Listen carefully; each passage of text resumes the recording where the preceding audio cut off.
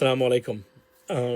Serious breaking news, সেটা হলো যে আমাদের বাংলাদেশের মুখপাত্র নতুন প্রজন্মের স্পন্দন, জেনজির প্রাণের স্পন্দন, ইনসাফের বাংলাদেশ, গণতান্ত্রিক সুশাসনের বাংলাদেশের একজন স্বপ্নদ্রষ্টা তরুণ উদীয়মান নেতা, recognized by around the world.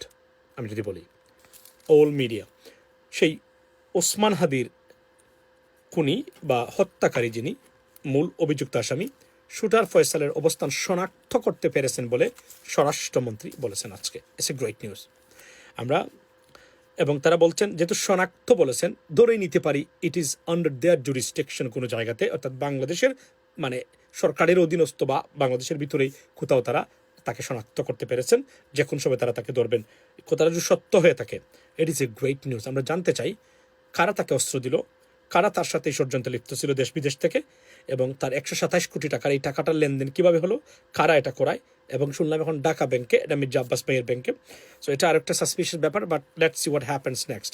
আমরা সরকারকে চাইবো কোনো ক্রস ফায়ারের নাটক আমরা দেখতে চাই না।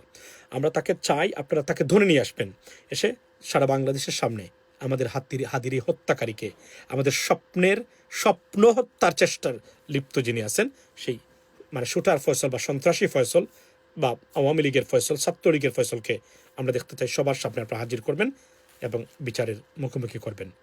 হাদির বিচার যদি কোনো কারণেই ব্যাহত হয়, আগামীর বাংলাদেশের বা স্বপ্নের বাংলাদেশ, উন্নয়নের বাংলাদেশ, শান্তির বাংলাদেশ, সমতার বাংলাদেশ, আধিপত্য মানে থেকে মুক্ত বাংলাদেশের স্বপ্ন ধূলিসাৎ হয়ে যাবে। আমরা সেটা চাই না। Let's wait for it. আমরা ওয়েটিং এই খবরের জন্য, এবং তাকে গ্রেফতার, তাকে দেখতে চাই সরাসরি। বিষয়টা এখানে থাক। আসসালামু আলাইকুম।